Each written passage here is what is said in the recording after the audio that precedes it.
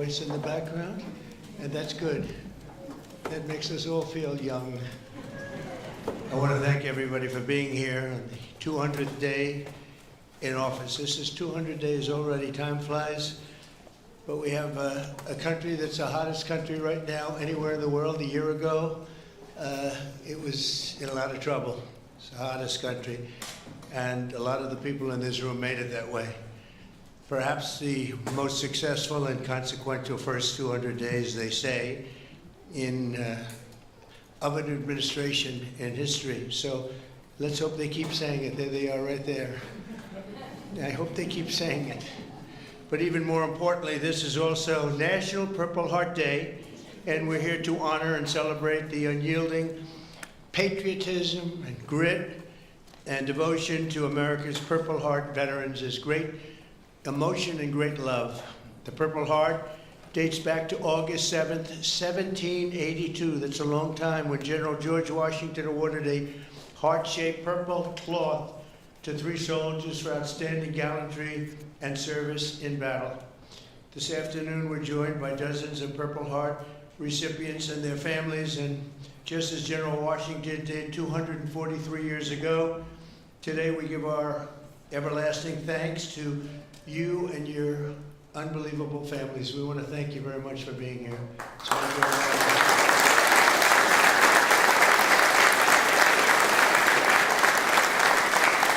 We're also joined by American patriots who love our military and our veterans, including Secretary of Defense Pete Hegseth. You're doing a great job, Pete. Thank you. We're working hard together. Secretary of Veterans Affairs with 92% approval rating, I hear. It's a record. Doug Collins. Thank you very much, Doug. The Director of National Intelligence, Tulsi Gabbard. She's got a lot of interesting things happening in the last year. Keep it coming, Tulsi, keep it coming. Chairman of the Joint Chiefs of Staff, General Dan Kane, my friend. Who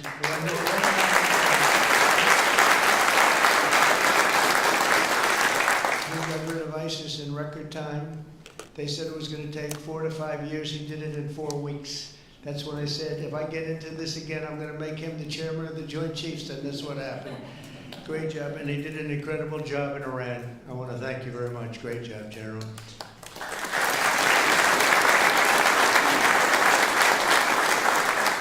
Deputy Secretary of Energy and Purple Heart recipient, James Danley. James, thank you very much, James.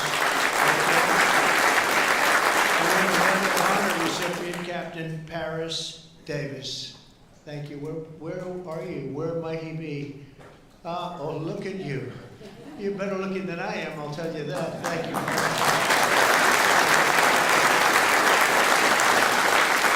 We're also joined by the Marine Corps veteran who co-managed my 2024 campaign, a fantastic talent in many ways after he was wounded in battle for our country in Operation Desert Storm, Chris LaCivetta. So where's Chris?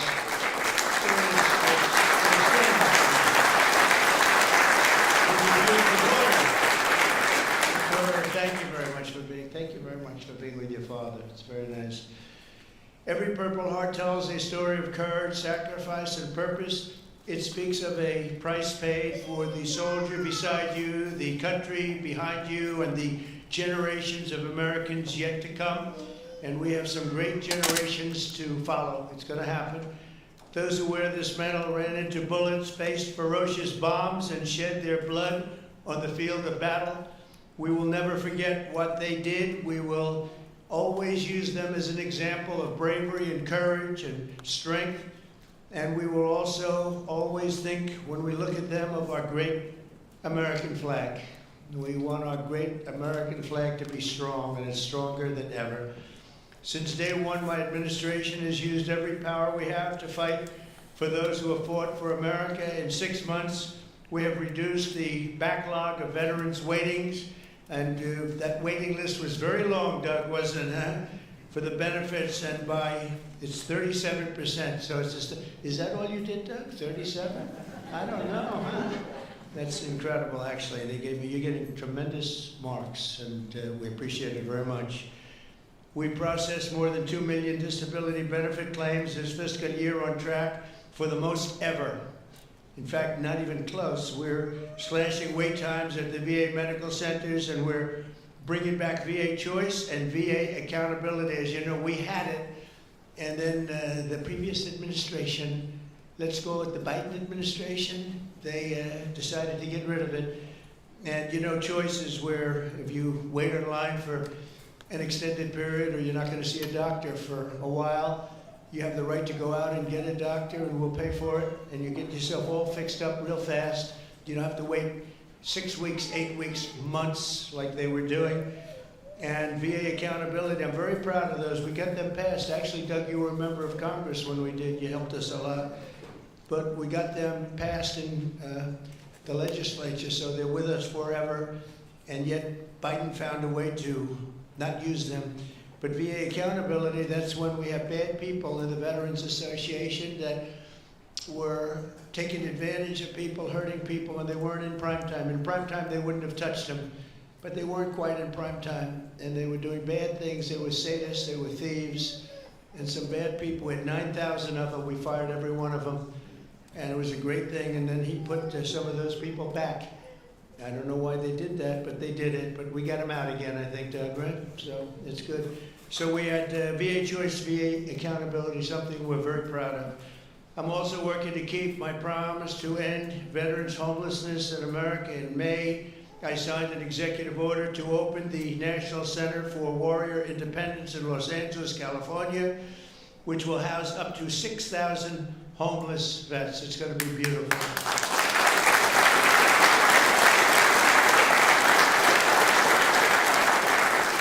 Last week I signed the VA Home Loan Program Reform Act, a big deal, to help ensure no veteran is kicked out of their home for a late payment. If you're a little bit late, don't worry about it. And frankly, if you're a lot late, you don't have to worry about it either. You just get it in when you can.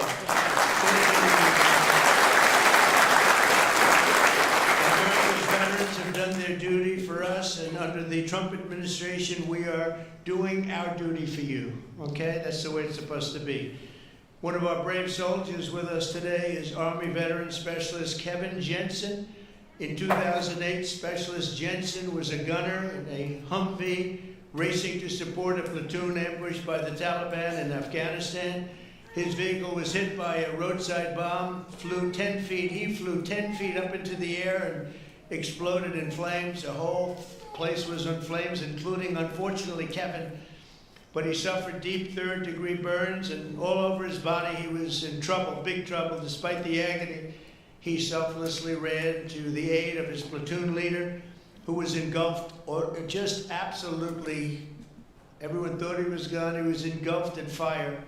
"Sir, I've got you. I've got you, sir," Kevin shouted and pulled his friend to safety. Specialist Jensen earned the Purple Heart, and he's here today with the platoon leader whose life he saved, and our newly sworn-in VA Undersecretary for Medical Affairs, Captain Sam Brown. Kevin and Sam, please stand, and I know Sam very well. Sam.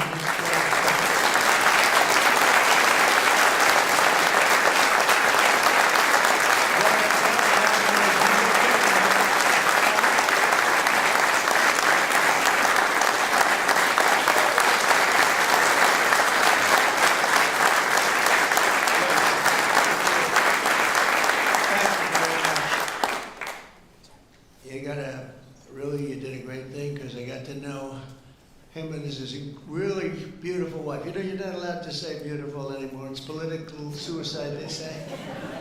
But I'll say it anyway. And the most beautiful family you've ever seen. And I just want to thank you for having done, and you for your great bravery. It's really great. Thank you both for being here. Appreciate it. Thank you. Also with us is 24-year Army veteran Brian Willett. In 2010, Staff Sergeant Willett was conducting a resupply mission in Afghanistan when his vehicle was struck by a roadside bomb. You know who did the roadside bomb, right? Salamani. Where is he? Where is he? Where is Salamani? He was the father of the roadside bomb. They say 92% of the people who got either killed or badly hurt, it was Salamani. He was the one that did it more than anybody else by far.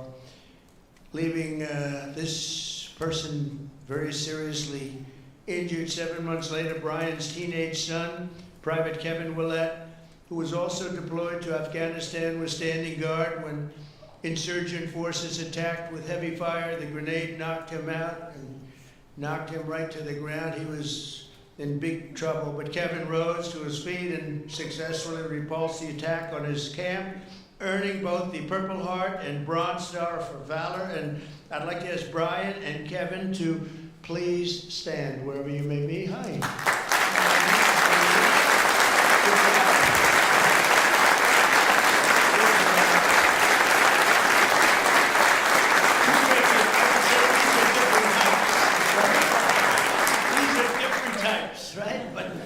Same blood, that's all we care for. He's West Virginia. That's very good. You both look great. Thank you both very much. Appreciate it.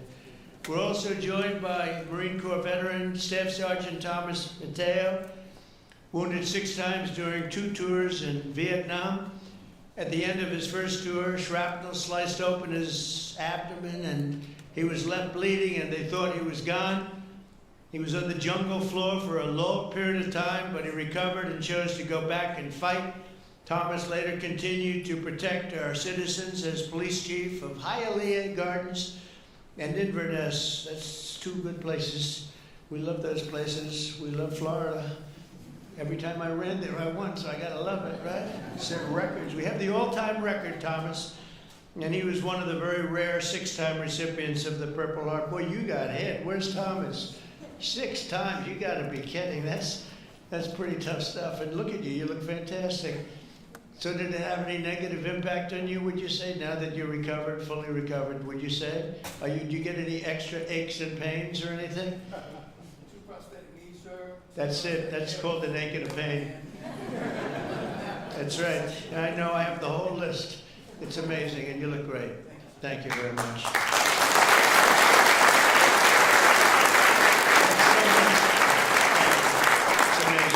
Amazing.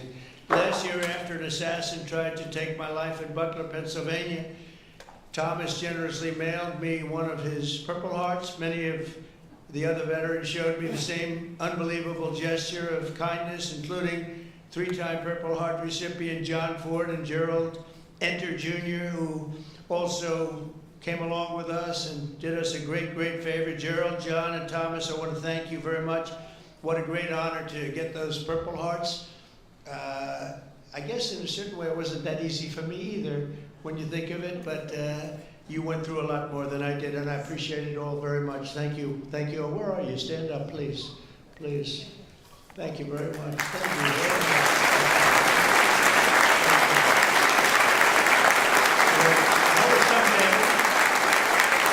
Someday we had together there, huh? That was someday we had together. Thank you both very much. Thank you all. From the very beginning, our nation's fate has depended on heroes like those in the room who placed their bodies between the enemy fire and really that fire and the American freedom that we all love so much. Because of their sacrifice today, our flag is still waving proudly and our freedom is still safe and secure and our future is looking brighter and greater than ever. Our country is doing really well. We're very proud of our country. We had that mission. I watched those B-2 bombers with those pilots. We had them in the Oval Office celebrating their incredible bravery and talent, pure talent. Every single bomb hit its mark perfectly. And then we had Tomahawks coming in, 30 of them coming in from submarines that were 300 miles away. They all hit their mark too. Look at this smile on you. You think that's your boy. Look at his smile. But pretty good, right? Pretty good. We had them and we celebrated all together. We actually had 52 tankers. Can you imagine? We had a lot of the people over to the White House, to the gardens, and it was an incredible day. It was a day of celebration. They've been looking to do that for 22 years. One of the pilots came up and said to me, you know, we've been waiting for 22 years. My predecessors because he was a young guy, but he said, we've been practicing this 3 times a year for 22 years. Who knew that, Pete? And I said, you mean you knew exactly what to do? He said, every single year, 3 times a year, we practice for that specific event. And you were the one that had the guts to do it, send us on our way. I said, were you happy or unhappy about the fact that I said, he said, we couldn't get into the planes fast enough, right? I said, well, you guys are different, but they're really talented people and special. We've had some incredible success. But I want to give a very special thanks to all of the Purple Heart recipients that are with us today, and all over the country and all over the world, frankly. And I'll now sign the proclamation officially declaring this as National Purple Heart Day. Very special day. Thank you very much, everybody. Thank you.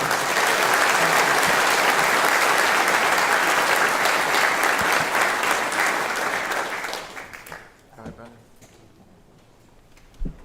I know who I'm giving this pen to. That guy right there. 6 times.